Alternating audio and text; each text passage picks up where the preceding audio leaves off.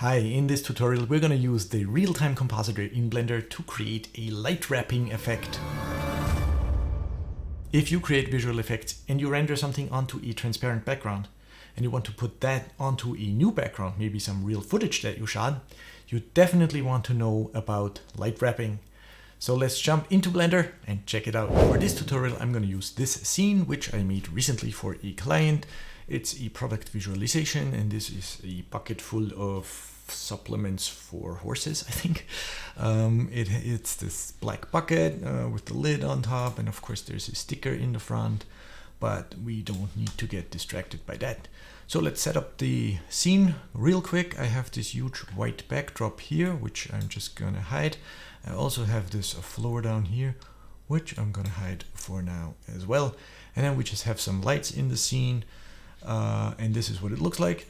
Now I also want this to be HDTV 1080p, and then take the camera back a little, something like this. Okay, now we have the real-time compositor switched on here, and we have the image going to the output. So this is the compositor down here. Now let's bring in a background image. I found this very nice colorful image on Unsplash, which is a sunset with some water, and we're going to put the bucket onto the water. I know it makes no sense, but it's very colorful and nice looking, so we're going to use that. So the way you would usually do this, by the way, I'm going to hit Control S a lot because the real-time compositor experimental build crashes a lot. You put the wrong node into the node tree and it's gone. So I'm gonna hit Shift A, color alpha over. This is what you would usually do. You would put the background in here and then put whatever you want to put on top on the bottom, socket, and then you put this like that. Now this image is not aligned to our camera view, which I find very annoying. I hope this is going to be fixed in the future, but we can help a little bit by using a distort transform node and then zooming our background image down and maybe move it up a little, like so. Okay, so now you know what, we could actually make this bigger so we see more of our product. Scale like that. Okay, so now we have the bucket sitting in the water. And you can see it looks like we cut out the bucket and then just stuck it onto a new image, which is exactly what we did with the alpha over node. It doesn't look like this is integrated into this scene at all. It doesn't match. The lights don't match. And that's what we're going to fix first of all. I know that I have some light sources in here and this is sort of a studio setup, but in real life you would probably have an HDR of this nice sunset. We could even use this sunset and use it as an HDR, but I just want to show you that you can use your artificial studio lights and still get it looking nicely integrated, or better, let's say better integrated into your new background scene. So this light coming from back right is this guy here. Obviously it needs to be blue because it's coming from back there. The light top left back corner needs to be light blue, which turns these reflections light blue. Then I have this light, which is this reflection here. I'm gonna put this to the back like that, make it bigger, and turn it sort of this pinkish color, just to integrate my object into the scene a little better and match the lights. I'm gonna take my studio down quite a bit, make it almost dark, and then I have this big light on the top here, which I'm gonna move to the front, like so.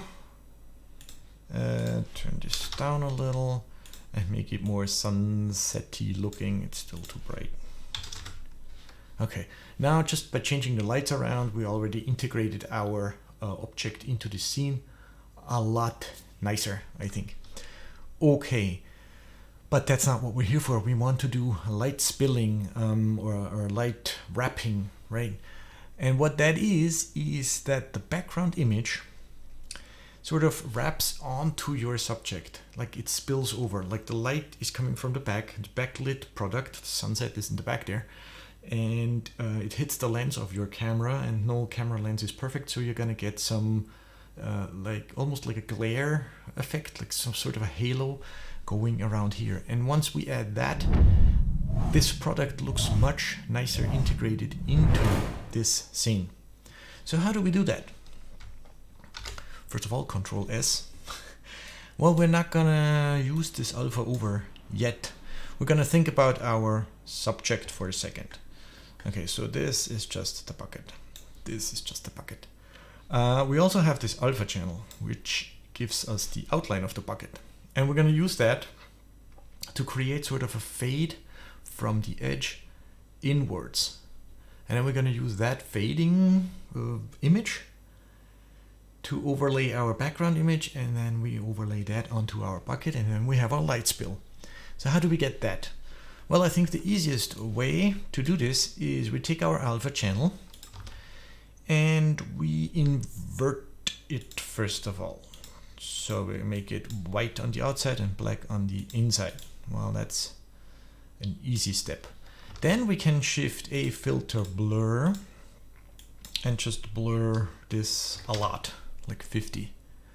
And then you can see we have our nice fade from white to black. Okay. And if we multiply that with a color mix multiply on top of our original alpha. Okay, so this is confusing here. This is the inverted alpha, blurred, multiplied onto the original alpha, and that gives us this fade from white on the outside to black on the inside. And this is what our color spill is going to be, or the color wrap.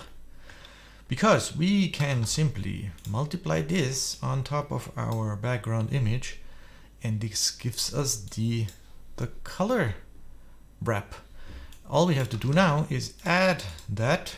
So we'll add that on top of our background image, the transformed background image. No, we add that. We don't add that onto we add it onto the bucket. And now we have the bucket, we have the color wrap here. And now we can shift a alpha over that onto our transformed background. We are missing the alpha now, right? So this image doesn't have any alpha in it anymore. So actually we have to do a shift A converter. No, where is it? I never know where the set alpha node is. Here. That was not it. Converter set alpha. We want to set this alpha. So now we have the bucket with the lights on transparent with the color, the light wrap, and we can put that onto our background and plug that into here, and there we go. Now this is obviously a lot of blur here, and it makes it look transparent. So this is obviously not what you want. One thing to make this look much nicer is we take our background, and on here on the color wrap, the spill over, we blur it. So Shift A, filter, blur, but not this one. Actually, we want to blur this one that's going onto the bucket. And we blur, I don't know, 30? No, that can be a lot more. So we're blurring this part here. You can see, it looks very nice. And then basically you're done. You can use this size image now of the original blur of that black and white to dial it down and make it very subtle. I'm gonna leave it huge now just because I want to take this a step further. Because let's look at set alpha. Let's just look at this for a second. I would like to have the color wrap brighter and more visible where the background is brighter. Like the blue up here doesn't need to spill too much blue onto our bucket, but the brighter parts should, right? So how can we do this? Let's just look at our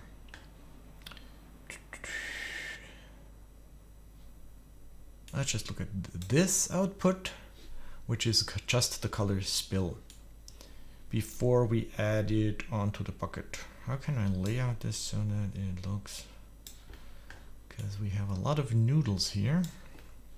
Okay, so we're looking at this output at the moment.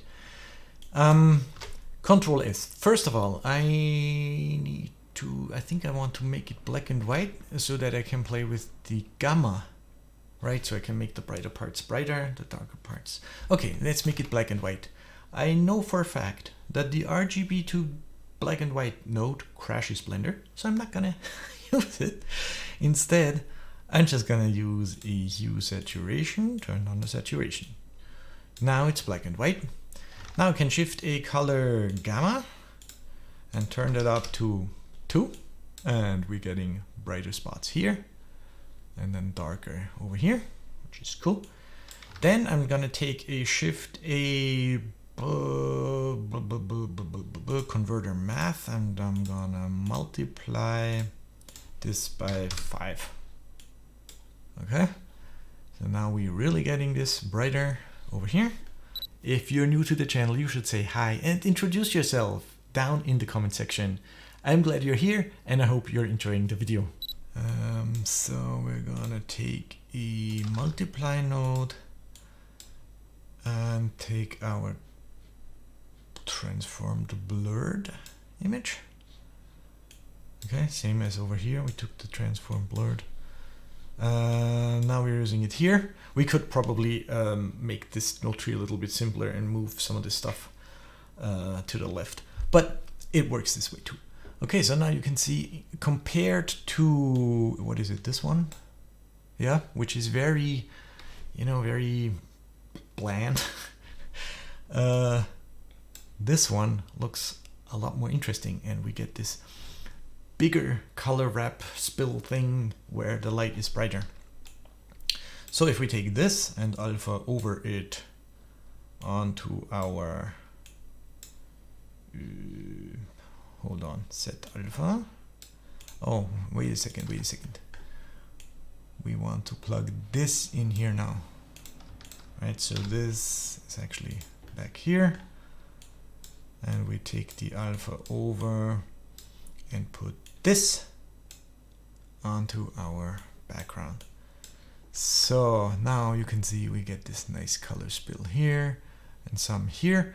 Now we could even go a little bit more crazy and take our background, but just the blurred part that we're using for the color spill, and increase the saturation. So color hue saturation value. I'm gonna hit Control S real quick. And we are using this in here and turn the saturation up, so now this is much more saturated here. And of course, again, we can take it back a little. Now look at this. Not down here, it's a bit much. And you can play with the gamma here. You can do 1.5 and then take it back even more, bring it out. But this bucket now looks much more integrated into this entire scene than if you just do the alpha over, right? So this color wrap is very cool and very inexpensive thing to do, because it's an effect that you do after your render.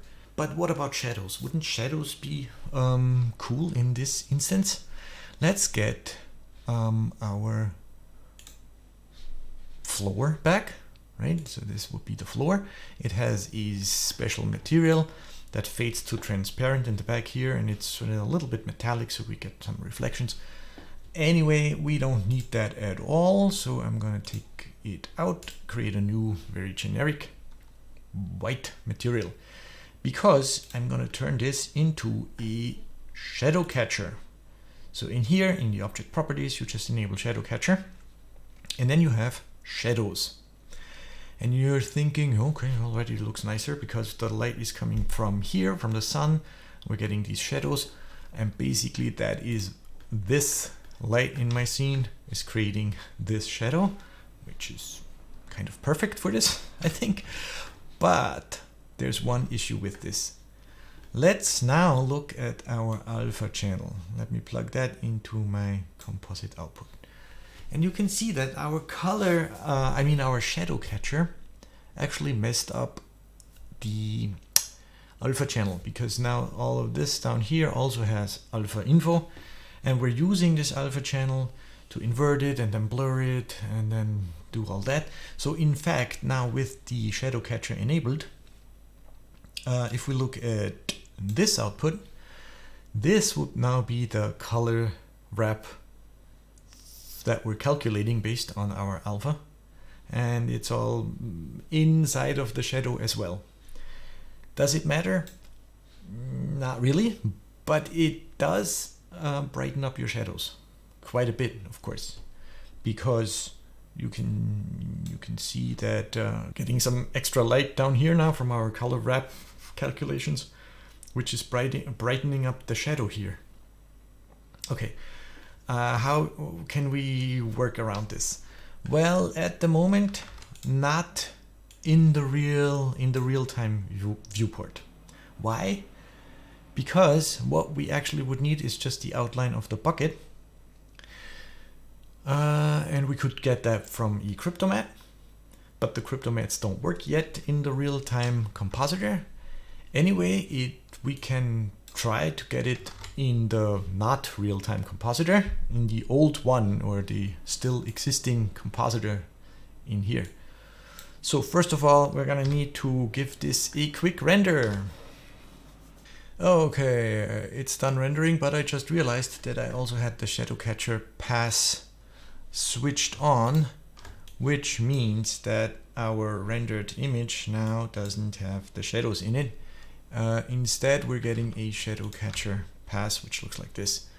Now this is fine, you can put this back on, but it's for this tutorial, I think it's easier just to switch off the shadow catcher and render this out real quick again.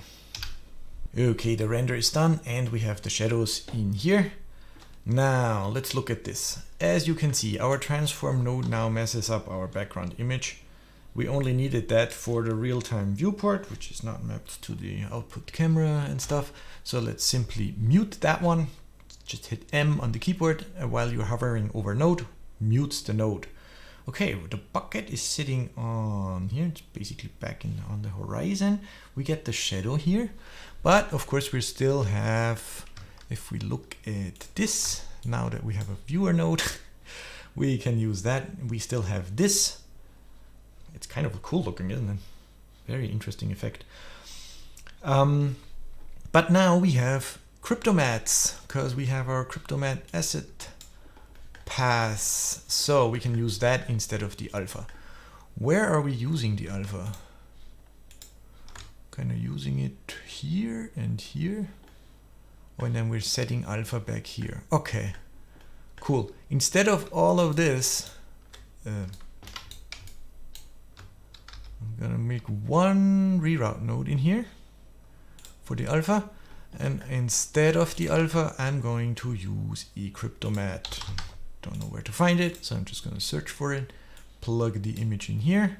So we can look at this, and then we can pick the bucket, and then our image is just a bucket and it cuts away the shadows. And this is exactly what we need. This is now our alpha channel, so we can simply plug that, or we could use the matte, or we have to use the matte, which is the black and white version, in here. So instead of the alpha, we use the matte, and we use that for inverting it, blurring it, putting it all back together. Okay, let's check this out. So we have the blurry background, increases hue saturation. We're putting that on here. Now we have to play with this size, because sizes are always different between the real-time viewport and the actual compositor. So we can increase the size here. You could even go like crazy here and then turn it down with the size. You can see how much slower this real compositor is. Okay, so this looks good. This is what we put onto the bucket. Then we have that. And then if we alpha over that, oh, we're setting the alpha now. We set the alpha to this. No, we don't want that. We want the set alpha use this alpha, right? Yeah, so we have the shadows. Yep. Okay, so this would be our composite.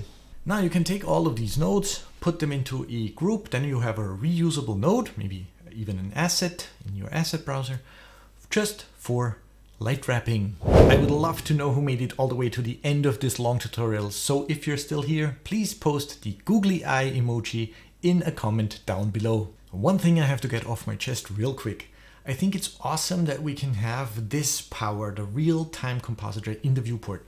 And having this checkbox to enable it, to see it in real time, is awesome. But I would love to have the real-time compositor in the real compositor. Having a GPU accelerated compositor in the compositor makes much more sense to me than having it in the 3D viewport. I'm very curious, what do you think? Let me know in the comments. If you love Blender and you like this content, you can support the channel by subscribing and on Patreon. Thanks for watching. Crispy out.